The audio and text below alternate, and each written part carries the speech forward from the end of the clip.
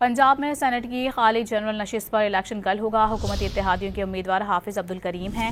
Opposition जमातों के उम्मीदवार महर अब्दुल सत्तार, जबकि दो आज़ाद उम्मीदवार खदीजा सिद्दीकी और एजाज हुसैन भी मैदान में मौजूद हैं। पंजाब असम्बली में इस वक्त 369 अरकान मौजूद हैं, जबकि ऐवान 371 अरकान पर मुश्तमिल है।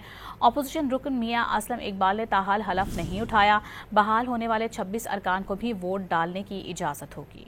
पंजाब में सेनेट की खाली जनरल नशिस्त पर इलेक्शन कल होगा। हुकूमती इत्तेहादियों के उम्मीदवार हाफिज अब्दुल करीम हैं।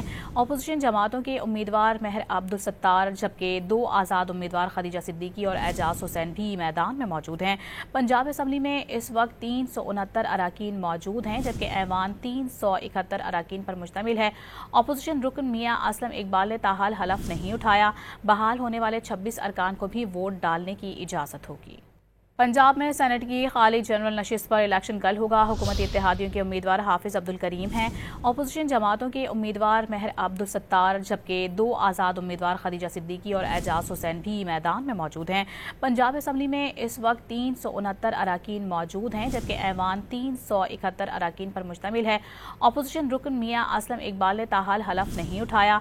बहाल होने वाले 26 अरकान को भी वोट डालने की इजाज़त होगी।